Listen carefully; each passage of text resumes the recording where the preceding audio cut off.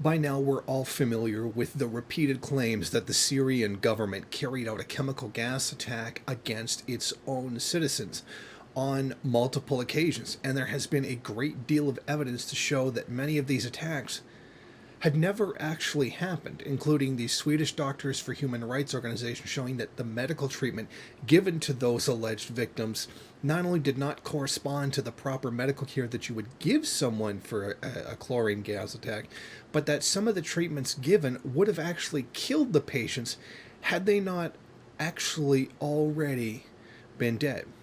Now, previously, a whistleblower from the OPCW, that would be the Organization for the Prohibition of Chemical Weapons, the organization that was tasked with investigating these allegations, had come forward saying that the final report did not reflect the evidence that the investigators had dug up, and this was very quietly buried by the mainstream media.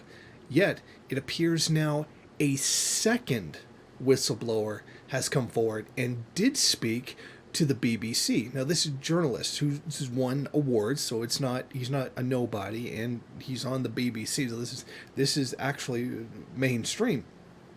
The man by the name of Jonathan Steele said that he attended a briefing by a new whistleblower for the Organization for the Prohibition of Chemical Weapons. Now, the leaker, what was leaked was an engineering assessment document which surfaced in this past May, contradicting the OPCW's official ballistics report, which the organization hid from the public. In other words, the evidence which shows that the OPCW lied and that the chemical attacks were faked.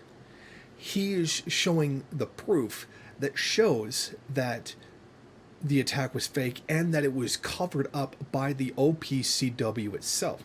Now, he claims he was in charge of picking up the samples in the affected areas and in neutral areas to check whether there were chlorine derivatives there. And here's what he said.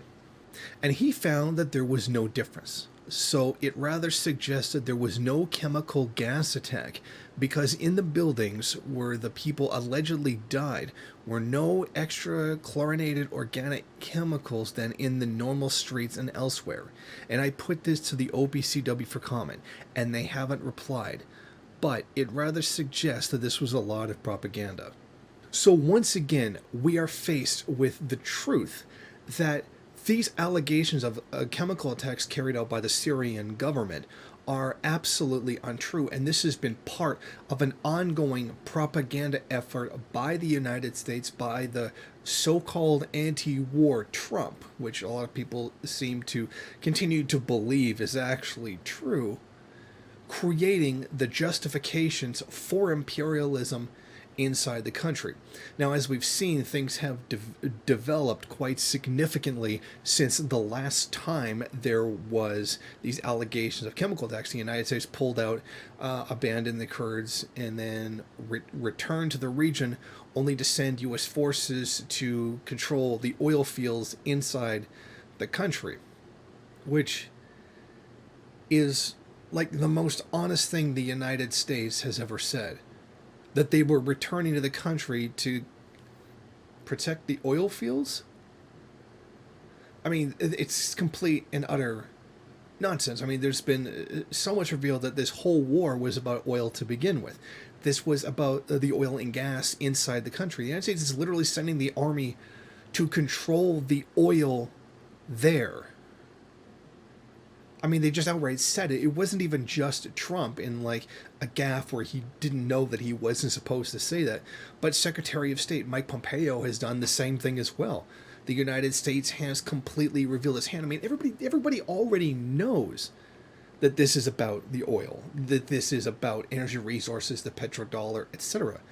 But for them to be so starkly honest and just outright saying it is simply fantastic. This is a very rare thing for them to actually do. So what I'm going to do is I'm going to link to the original Caitlin Johnstone article which talks about this. There she has a link to the original BBC recording of the interview that she saved because they get rid of them after a month.